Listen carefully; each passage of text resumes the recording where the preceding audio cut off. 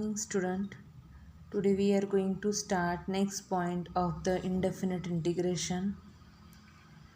Indefinite integration या वर्डमधील जो integration word आहे तर त्याची डेफिनेशन आपण पाहूयात.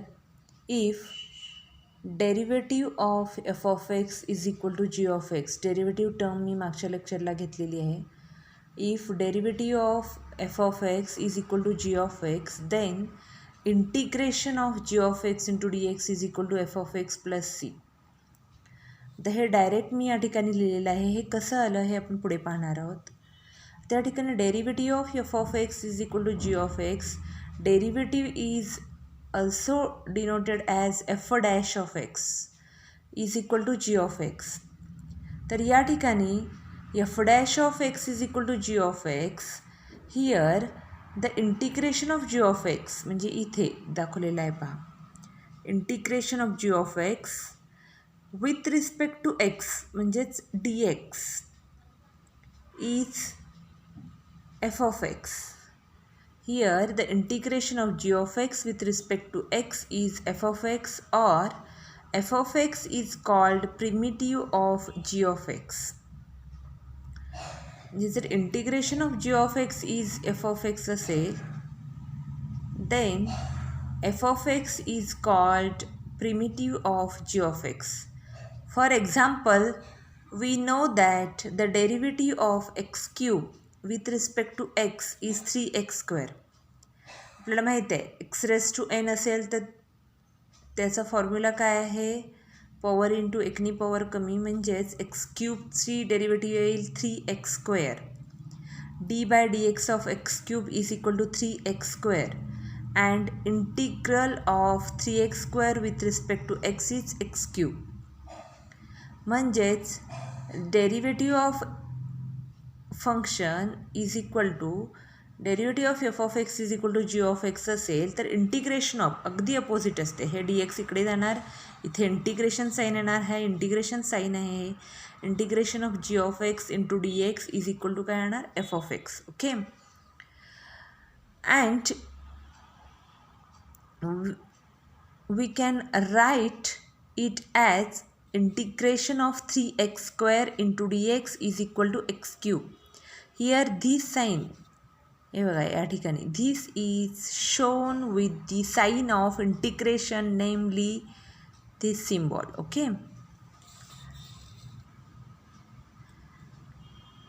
Note integration of g of x into d x is equal to f of x read as integral of g of x with respect to x. इथे काय म्हणणार आपण, integral of g of x किंवा integration of g of x with respect to x is f of x is equal to f of x आहे ना, is f of x. Since the derivative of constant function with respect to x is 0. आपल्याला माहिती आहे derivative of constant functions is 0. We can also write integration of g of x into d x is equal to f of x plus c. कारण constant टर्मची derivative काय येत असते, 0 येत असते. Where c is arbitrary constant and c can take infinitely many values. म्हणजे हा standard formula आहे पहा इंटिग्रेशनचा. Integration of g of x into d x is equal to f of x plus c.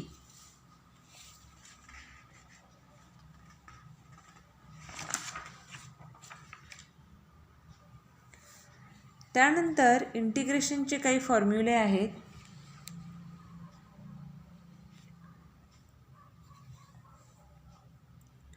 तर इंटिग्रेशनचे फॉर्म्युले लक्षात ठेवण्यासाठी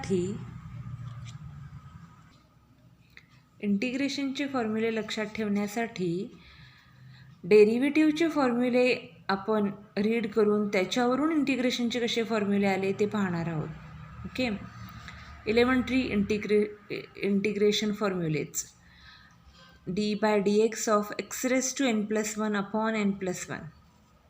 आपल्यामध्ये derivative of x raise to N plus 1 upon N plus 1 that is equal to N plus 1 into x raise to N plus 1. या ठिकाणी N plus 1 ही जी term आहे ही कॉन्स्टंट आहे, म्हणजे ती ॲज इट इजच राहील 1 अपॉन एन प्लस 1.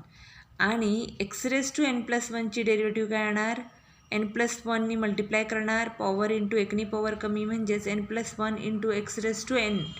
n+1 - 1 म्हणजे काय येईल, n येईल. ओके, म्हणजेच या ठिकाणी येणार n+1 into x raise to N divided by n+1 where n is not equal to -1. ही कंडिशन कशी लिहिले, तर या ठिकाणी जर -1 सबस्टिट्यूट केलं तर डिनॉमिनेटर 0 येईल आणि जर डिनॉमिनेटर 0 आला तर हे नॉट डिफाइनड येईल.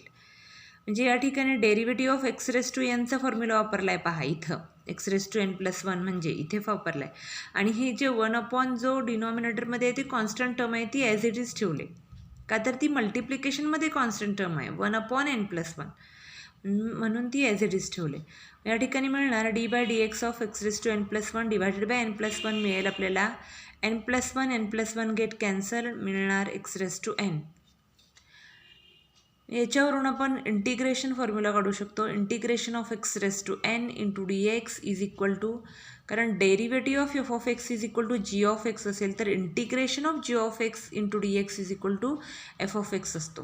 मग या ठिकाणी derivative of this term is equal to this, म्हणजेच integration of this term X raise to n, integration of x raise to n into dx is equal to X raise to n+1 upon n+1 plus c.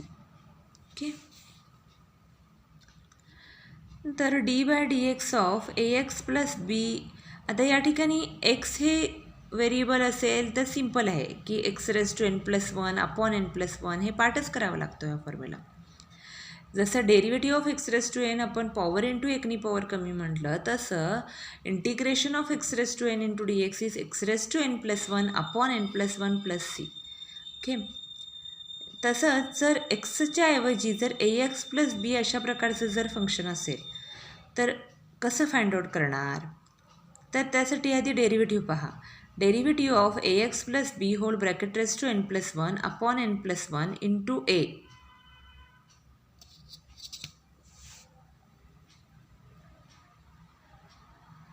असेल तर याची derivative काय येणार, तर इथं n+1 into ax plus b raise to n येणार आणि divided by n+1. Okay,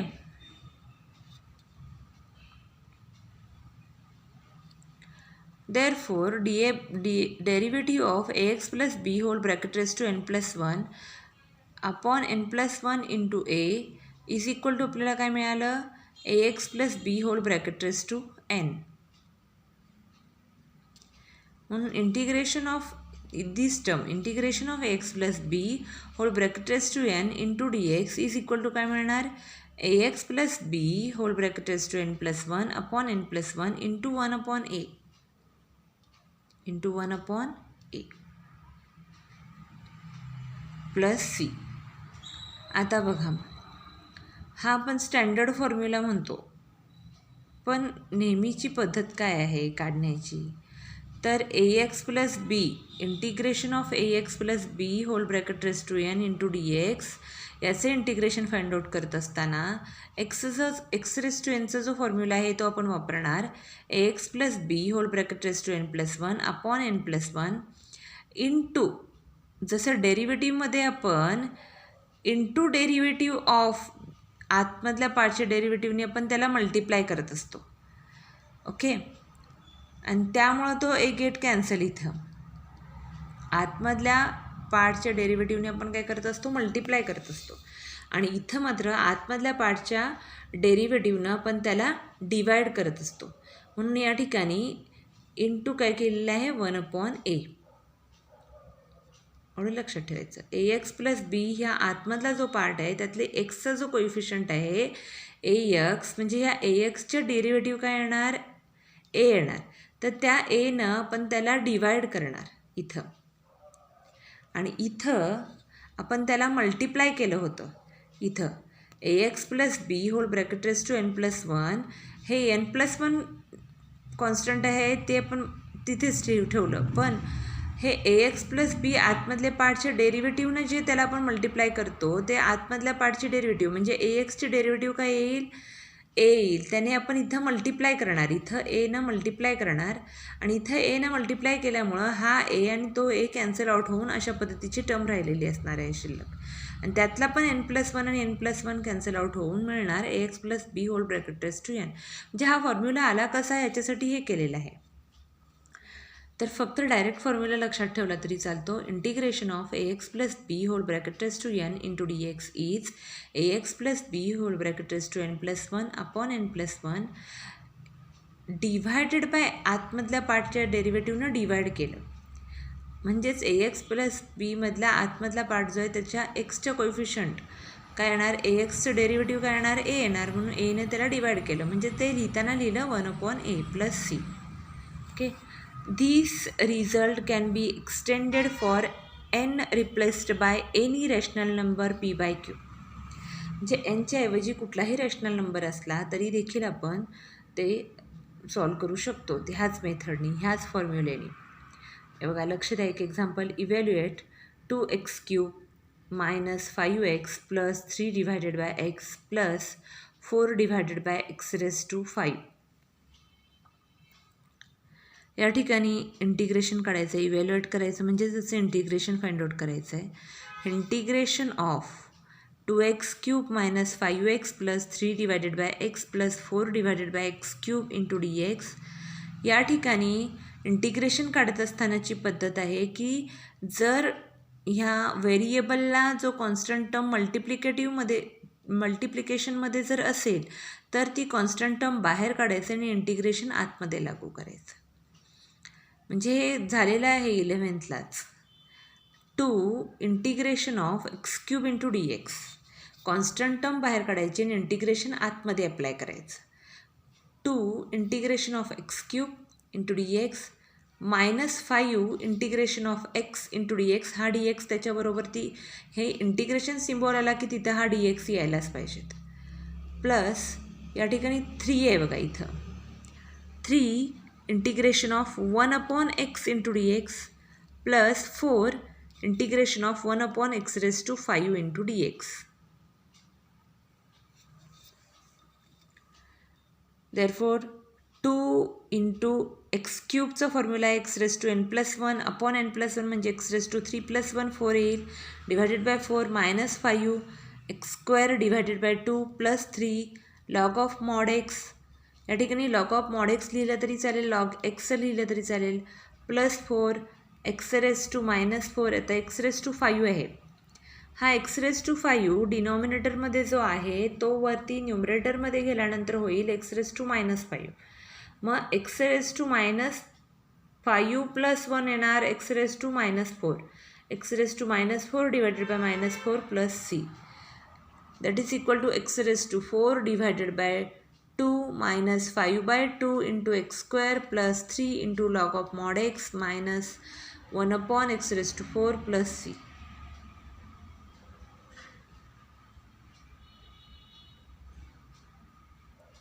आता या ठिकाणी हे एक्झाम्पल डायरेक्ट मी या पॉईंटनी तुम्हाला सांगितलं, पण त्यासाठी आधी तुम्हाला हा x⁻n ह्याच्यात आहे ना म्हणून मी हे एक्झाम्पल घेतलेलं आहे या ठिकाणी.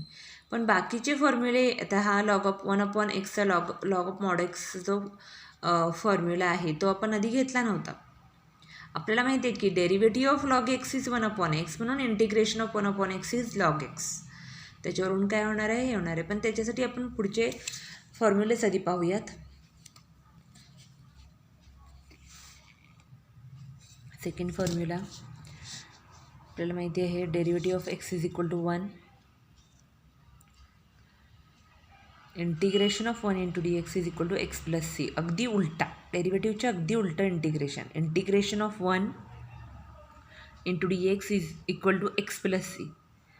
c हा कॉन्स्टंट घ्यायचाच प्रत्येक वेळी. Derivative of a⁻x is equal to a⁻x into log a.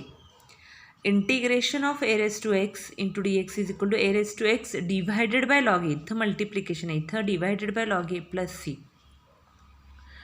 Derivative of e⁻x is equal to e⁻x.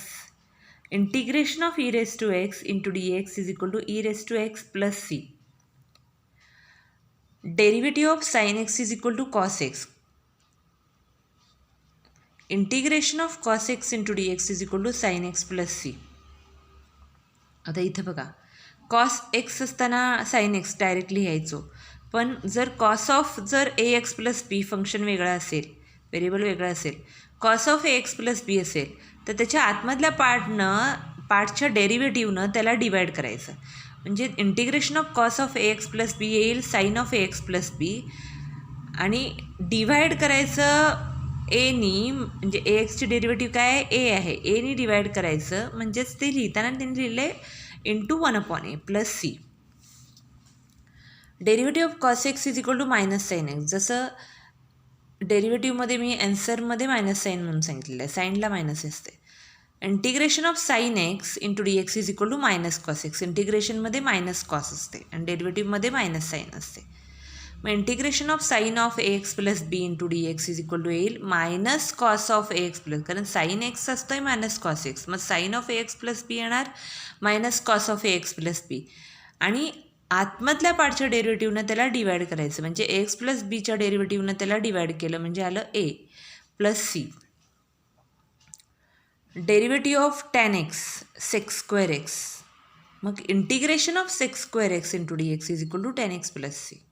Similarly in case of this, एक्सच्या ठिकाणी जर ए एक्स प्लस बी असेल तर आतमधला ए एक्स प्लस बीचे डेरिव्हेटिव्ह काय येईल, ए एक्स. एक्समध्ये व्हेरिएबल आहे ना, म्हणून त्याची डेरिव्हेटिव्ह ए येणार, बीची डेरिव्हेटिव्ह 0 येणार.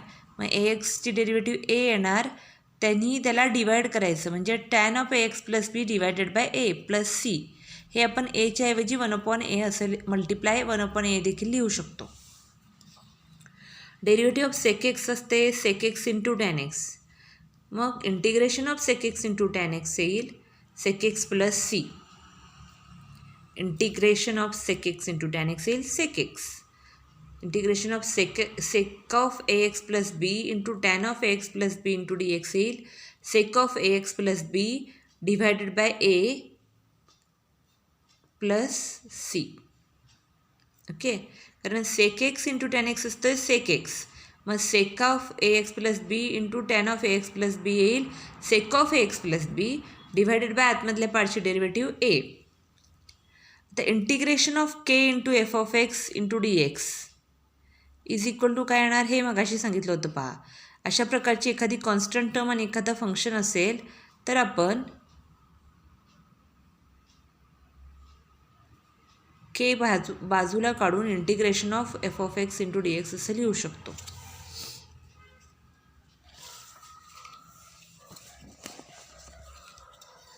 Derivative of cosec x is equal to minus cosec x into cot x. डेरिव्हेटिव्हमध्ये साईन आणि कॉसेक मायनस असतं.